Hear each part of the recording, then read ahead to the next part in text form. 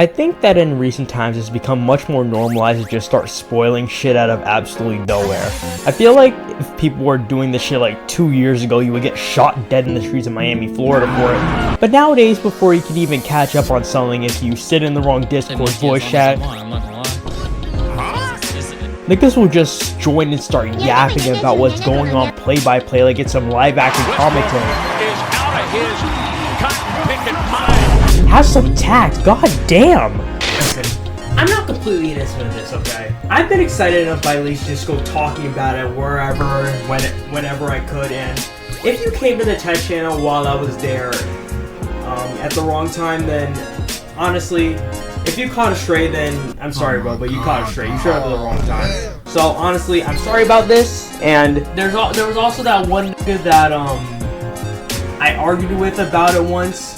And honestly, in hindsight, it was my bad. But in reality, we were just talking like an ignorant ass nigga, my guy. So suck my dick. It feels like just yesterday that Jujutsu Kaisen Season 1 had just finished airing, and since I wanted to get ahead, I started reading the manga as Shibuya had almost finished, if not done already, and that shit was peak. The writing amazing, the characters amazing, the fights, the fights, absolutely insane. Then we went on to the calling games. Didn't feel as amazing as Shibuya, but there was definitely some hype shit going on, like Hikari's jackpot, because we used to think he was cool, Yuta fighting against 2 reincarnated sorcerers, and not using domain expansion. And Maki was doing whatever the hell, man. I just liked it when Yuji and Hero boxing with Sukuna. This, of course, followed one of the most insane twists we ever saw in the series. Leaking the series wasn't nearly as big as it was at this point, and most people would just wait for scintillation groups to have those chapters ready by Friday, which is how I read most of the culling games. But then once the man himself finally came back, the bells of change started ringing. The people started clamoring with hype, and the leakers started leaking. Every day that the Shinjuku showdown was going on, you would think that it was happening in real life and people were betting their fucking life savings on it. Though it was also being streamed live in verse, so I guess get a game. Every conversation the strongest two had, every trick they would use, every big move, people would have something to say about it and flood the JJK chapter tag week by week on X. It was almost impossible to avoid. This plateaued in probably one of the most spoiled twists in existence that I think we can all admit was just as much of a jump scare for people who were reading leaks week by week as those who weren't. This was around the time that people started losing trust in Gege, but honestly this time was definitely on him, since he went for one of the most hype points in the fight to show us that it meant absolutely nothing. I think this led to finally showing the real effects that leak culture can have on how people read and enjoy a series. While leaks can generate hype on social media because it really gets people talking about the source material, it kind of in the end shafts the original creator, because when the official chapters release that Saturday or that weekend, it's like nobody actually decides to go and read that version. It's like when somebody asks for a service and instead of giving actual payment, they say that they'll pay an exposure. Except this time, the person paying an exposure is the leaker, and the one getting paid an exposure is the mangaka of a world-famous series that they make their life savings off of. Oh yeah, thanks for paying me $10 for this chapter so millions wouldn't have to. Let me repay you with space on a list and some jail time. Another problem leak culture causes is that no matter what happens in a chapter, you just see people bitch about any creative decision Gege makes. And even if you have an opinion of your own about it or try to understand why Gege would make a certain choice, it would just get drowned out by niggas insulting you with the R word just because you did a better job at reading than they did.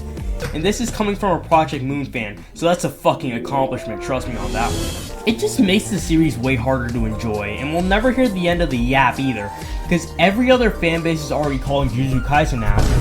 And I saw this one tweet where somebody said they were gonna trash on this series and talk about how it actually sucked the whole time after the series finally ends, and the closer to the end we get, the more I realize they're right. Shit is already happening, bro. People are saying it's worse than MHA's ending, which, number one, how nigga? And number two, it ain't even over. So, Limbus Company updated. Though, when I finally finish this video, that might be different. Gege himself said that he wanted to end the series this year, but people are mad that Sukuna didn't get taken down by a Kamehameha or some shit, or that Sukuna didn't start the merger, even though Yuji has no means of doing that first one because everyone else with more flash abilities is either dead or incapacitated, and the merger would initiate another series that Gege wouldn't want anything to do with. Gege, do not make this statement age like fucking milk, please. What kind of ending is the world being taken over by curses? We would all fucking hate that and it'll be fucked up from even a thematic level.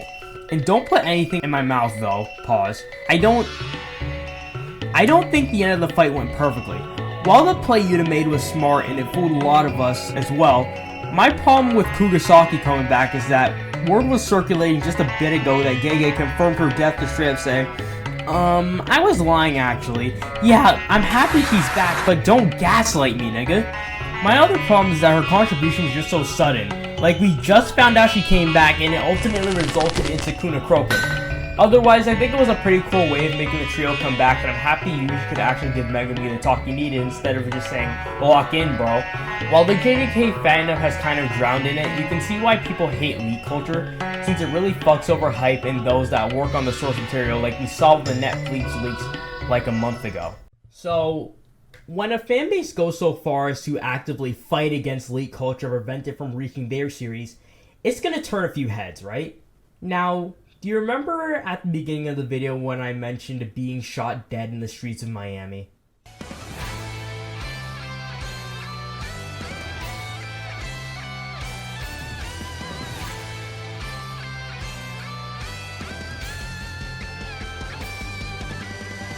Okay, that wasn't real, I inspect elemented that, but Kagurabachi fans did lock the fuck in and completely shut down a JJK leaker for even considering the idea of leaking their series, like just straight jumped his ass.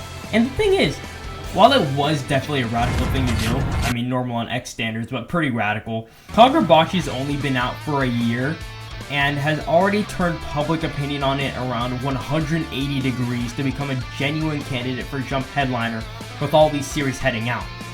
However, with all the work the fanbase has done to push it after it was initially treated like a joke, if leak culture hits and all the problems that I mentioned JJK and other leaked media had when hit with it, it could genuinely stunt growth. So good on them for stopping that.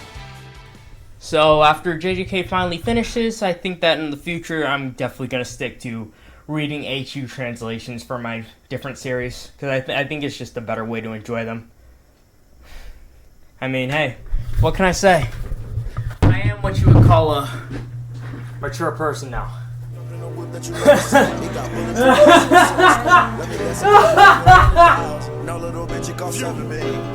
That fucker still can't read.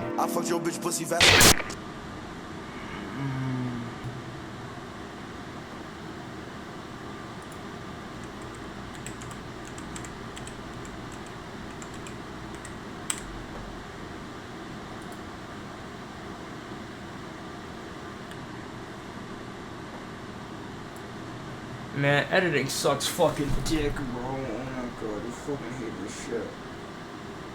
Yeah, you know what? Fuck this. I'm going to sleep. I'm going to sleep. I can't be asked.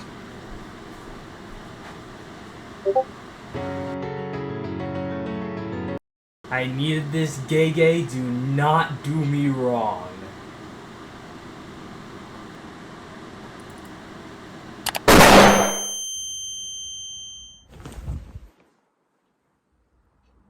What the fuck?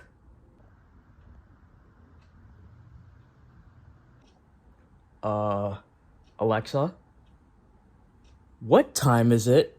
Good morning, Matthew. It's 10:46 a.m. Oh, fuck. Alright. Mid fucking pull me to sleep. What am I gonna do with all the...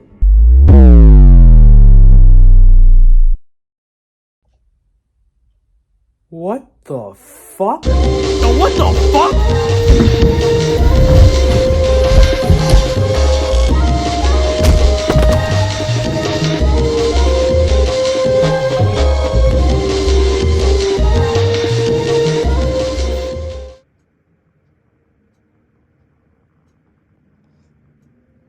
Yo, this nigga can't be serious, bro.